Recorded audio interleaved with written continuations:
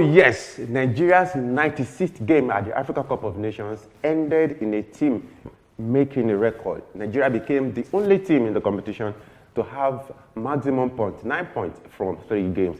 And of course, the Super Eagles are the darling of the fans in Garoua. And I know as a Nigerian, you're satisfied with the performance of the team. On that note, I welcome you to this episode of Nigeria Super Fans Forum. My name is Oluwafemi Ashaolu, and today on the show, we'll be looking at a review of the game against Guinea-Bissau. Of course, the Super Eagles, as usual, they lived up to the expectation. They run riot despite all the media talk by the African Mad Dog. That is the nickname of the Guinea-Bissau national team, the Mad Dog of, the Wild Dog, I meant to say, the Wild Dog of Africa. So they did the job, and 9 points, maximum 9 points. We'll be looking at that game. We'll be looking at the team generally. We have 4 new players who made the their AFCON debut in that game. Of course, we'll be looking at our possible opponent. So that is what we'll be looking at on this episode of Nigeria Super Fans Forum. And I'm not alone in the studio. I have Carthage Ogundare. Carthage Ogundare is as happy as any Nigerian. He's feeling like Augustine Guavon right now. Carthage Ogundare.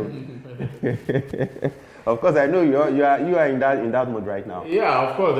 Every Nigerian should be, because this is the Eagles we have always talked about. The strength of the results they are getting. The performance might still not be 100%. No team is 100% anyway. Yeah. But this is the kind of results that we want our team to have. We want dominance. We want everybody to hear the name Nigeria and quake in their boots that, you know what, we are playing the Nigerians, God save our souls. If we were becoming a joke in African football. But thank God that we have temporarily arrested the slide. Now we can look for stability, and then we begin to move back up the ladder. I like that phrase that how they use. Every team that we hear about the Super Eagles right now, or going forward, they will be shiver. They're shivering right now. And of course, we'll be giving you exclusive from Garoua. We heard that the team will be engaging in shooting practice.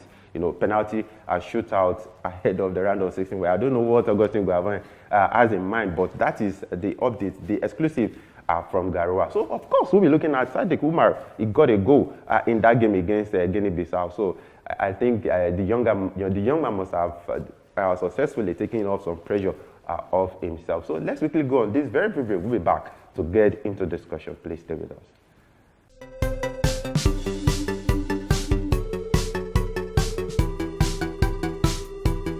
Yeah, welcome back, and it's still Nigeria Super Fans Forum. Kayode, 3 games, 9 points.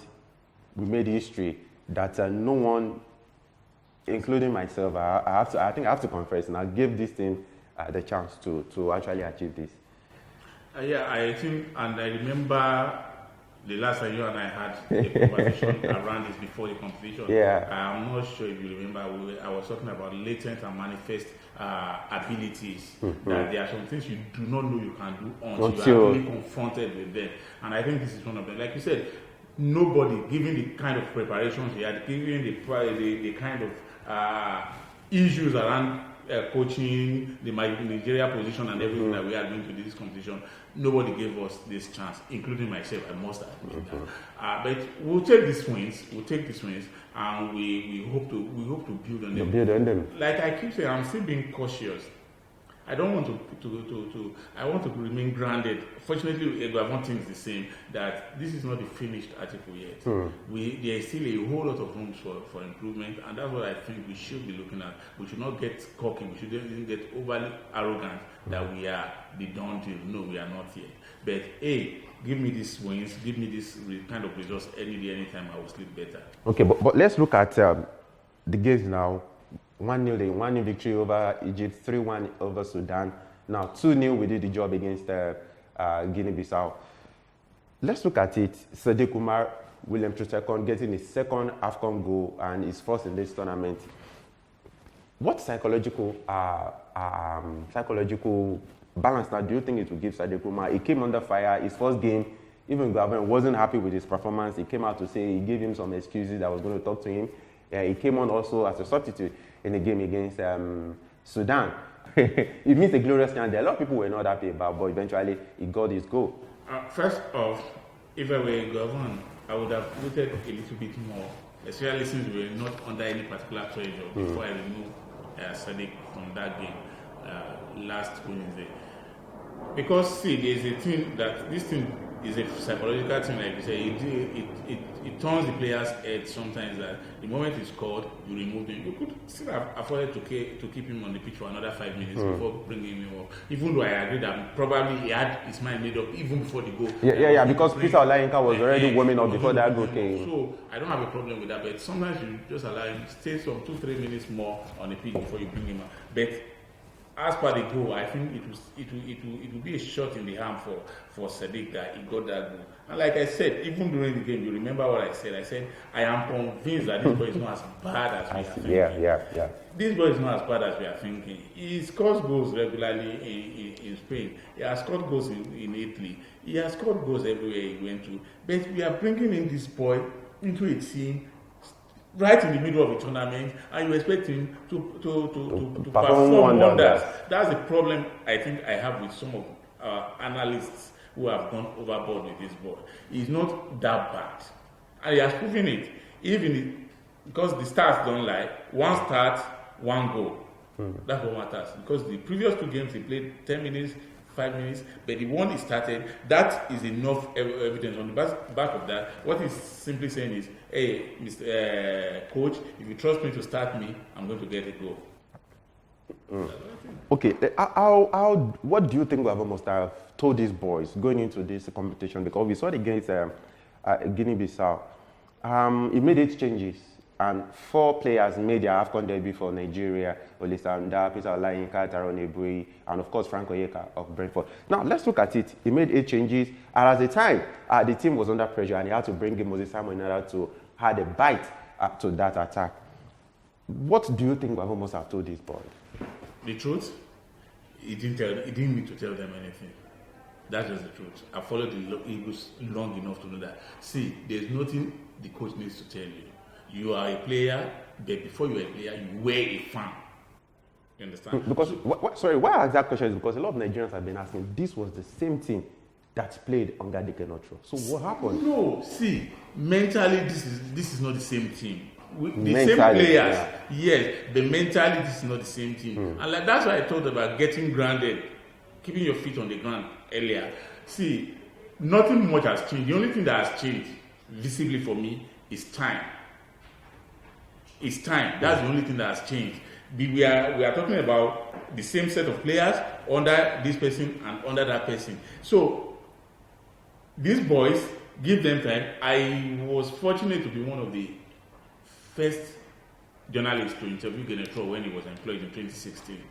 And I saw the attitude of the boys. They brought in the same attitude, this seriousness, the new coach, I want to impress him, I want to do this, I want to do this. Even though under Genetro, it wasn't a first competition, a tournament. It wasn't a major tournament. So now the players have the buzz of the competition going for them. They have the buzz of a new manager, and there's the new manager's bounce. Everybody wants to impress him, so the new manager wants to get results. So we also want to be in his good books going forward. So that for me is what has just changed. It's just a change of mentality. Then one thing you should also notice is that there's this gradual change in philosophy of style. The players, the Eagles, do not do this gradual build-up that was annoying in the past again. Now they want to get as quickly as possible up front with the ball. Because if you have the kind of attacking talent that we have, you shouldn't be playing the ball around your back four. No, you should try as much as possible to get the ball. Point it forward. Let the forwards play around with it. Let them attack in mass. That's what we are doing now, and that's what has changed. It is not about the players, the personnel. It is just about the mentality that has changed. Same players, different mentality now. And I think after the match, Ighalo just said something similar, that this is a new team. A new identity. They play together. They play together. It's just about the mentality, about the change in mentality. Now about moving the ball quickly forward. It's about the pace. Okay, before we go on a break, 3 games, 6 goals. Does it feel enough? What should the players do so that it won't get into their head going into the round of 16? I would let me also say that this was why I faulted the government's decision to rest players. Because like you said, this is a new team, so to speak, bonding together. I would have expected the team to keep together. Forget this idea of you want all players to have a field. No, it's not possible. Really? Everybody. Yeah, you should see. The more these players play together, the better they become. Like I said, quickly they are playing the tournament and trying to get used to each other. Something they should have done pre-tournament. That's what they are doing in tournament now. So they should have had more time. The bonding relationship between Iheanacho and Awoniyi, I want to see more of that. If that had happened, now of course almost every outfield players have played. But if that had happened, it means some players might not even play at the competition at all. There's no rule that says everybody must play. Yeah. But it's also good that you give every player a sense of belonging. It is good, but it is not compulsory. It's not compulsory. See, the first but thing almost every coach does that. I understand our situation is very peculiar, but almost every coach does that. The first thing is there are some people that I think should have been kept in that team. I like the fact that Ndidi was kept in the game. I like the fact that Iheanacho was kept in the game. Ekong was kept in the game. I would have wanted Ola Aina in the game because of these bombing runs. That I want. The more games he has, the more opportunities he has to bomb forward. Now we saw Ola Aina, we saw Eboué on Wednesday. As much as he did, I would still take an Ola Aina ahead of him. I would take Isaiah Sanusi ahead of Collins. No disrespect to anybody. So it shows that we have the fulcrum of our player, of the kind of players we are going with as close to our first 11 as we can. So why don't you let them play more together? That's my okay, before we look into the round of 16 Eagles preparation, the Guinea-Bissau said the Guinea-Bissau players, they said they would rather die than lose to Nigeria. Of course. So we'll be asking, when we return from the game, what kind of death do they want? Do they want it soft or cold? We'll be back. Please stay with us.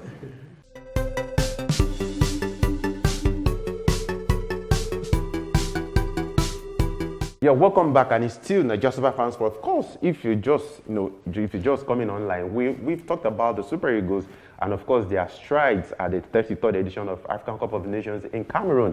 They made history, and Kayode Ogunlare is still very much around. Kayode, let's look at the Guinea-Bissau, the African wild dogs. Unfortunately, the Eagles were able to tame the dogs. Now they said they would rather die than lose to the Super Eagles, and of course they lost.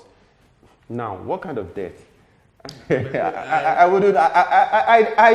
don't know what actually came into their head before they said that game. Immediately after the game, and the following day in newspapers and news media, I was expecting to see obituaries of players that I know it's talking club. Everybody that, especially in Africa, is do or die. We would rather die, but we normally don't see the deaths. So for me, it's just about bigging themselves or trying to side themselves against. But they came up against an opposition that was just too much. Perhaps if they were, because they gave a very good account of course, very good fight against Egypt and against Sudan. Yeah. Probably if they had played that game against Sudan or Egypt, I think they lost a penalty against Sudan, so they could have gone into that game in 4 points. Better side against Sudan. They were the better side. So if they had come up against some of either of these two teams, probably they would have gotten something. But they played against a team that had its eye on history. Eguavon wanting to repeat the 2006 history of winning all these group games. So now, as it stands, Eguavon is the only coach who has never lost a group game in AFCON. Given by 100% record in the tournament, should we be afraid of any opposition? We still have a couple of so-called minors. We still have a couple of big teams, giant teams left in the competition. Do we have any reason to be afraid of anyone? On the surface of going into the round of 16 on Sunday? No, on the surface of it, no. But the truth is, 100% record, everything ends at the group stage. It doesn't confer on you any special advantage going into the knockout stages. You could get a 100% record in the group stage, and the next game you play in the round of 16, you are knocked out. Nobody remembers that you won 3 out of 3. A good example was in 2019 when Morocco won all their 3 group games. They went to the knockout stage. They played the Benin Republic that did not win any. They had 3 draws out of 3. Okay, that was why Gabon said they've been engaging in a penalty practice. So that's why. So for me, there's no advantage in winning 3. But the good thing is our team has been improving game after game. So that's the comforting thing for me, that okay, if we could sustain these energy levels, we sustain this tempo, we can't play anybody, and we are actually capable of defeating anything. And like I said earlier, I'm not saying this because I'm Nigerian. One of the teams that has impressed me the most in this competition has been the Super Eagles of Nigeria. But let's look at the mentality. Do you think the boys have that mentality? You know, coming from, they were not given the chance. They've heard what people said about them. They read the news, and now finding themselves as the favorite team. Well, they are my favorite. It doesn't make them official favorite. But see, the thing about winning is that it keeps your confidence levels very, very high. But then you also have to counterbalance it with, because there's a thin line between confidence and arrogance. Do not get arrogant. Don't get carried away. Perhaps even complacency. Yeah, complacency. Yeah. So that's where you need a psychologist to bring them back to her. But you know what? You've been good so far, but nobody remembers your last game. What is more paramount is what you do in your next game. That's all that matters. So we have to be very, very careful going forward. Approach the knockout stage with all the seriousness it deserves, because you cannot go in thinking, hey, we just have to show up and get and win. It's no longer 3 points. It's now a win or a lose. You go on. You understand? So you see the subtle difference between the group stage. The group stage is you either fight for a point or 3 points. Now it's all but no, or nothing. It's all or nothing. So you have to be extra careful. Before we leave the studio, the governor said the most concern that he has about this team is the ability to create chances and putting little of it away, you know, scoring goals. But for you, what would you want Igavon to improve in this team going to the next round? See, the thing is, the team as composed, you can't bring any extra player at this stage. So you have to make do with what you have. But the comforting thing, like I tell people, is when you have a team that loses many chances, the first thing you are overlooking is the little blessing of creating those chances in the first place. But they also become very crucial when you go against the top opponent. I'm being honest here. It's not possible to score every chance you Certainly. create. So the first thing is you have to create those chances in the first place. If you do not create those chances, then there's a problem. So a team that is capable of creating chances has solved half of its problem. It's better to create chances and not to even create any at all. Any chance at all. Which was what was happening under the last dispensation. Although, like I said, I don't want to start apportioning blames about who did what. You make it sound like politics, right? Dispensation. That's what I'm saying. I don't want to apportion blames about who did what or not. But I'm saying now we have a team that is creating chances because there's a freedom to play. The same as Simon Moses. Somebody says Simon Moses is playing like that. They should check him very well. Maybe it's Lionel Messi or these guys. The way he's playing now, he's enjoying his game now because he's playing the way he has always wanted to play. He's playing the way the African wants to play. The African is expressive. If you can dribble, you want to show that you can dribble. I can't agree less. So that's the way we are made of, and that's the case for those who always. That's making the case for Nigerian indigenous coaches. They know our psyche, they know our mentality, they know what we always want to do with the ball. We want to express ourselves, our creativity. But when you have an European taking charge of our team, they want to keep us in charge. They're always about discipline. They want to play their own way. Yes, discipline, which does not work for the African. That's the problem we have as Africans, having Europeans in charge. Simple. Okay. Before I forget this question, among these players, that played against Guinea-Bissau, which of them impressed you? Apart from Somor Sadiq, of course, we've talked about him. But which of the other 7 players impressed you? I think. I always have a problem picking individual players in a team game because most times these players need one another to thrive. But if I'm going to pick somebody, I think I expected more. Let me start from what I expected and from them. Yeah, I expected more from Ighalo. I didn't see that.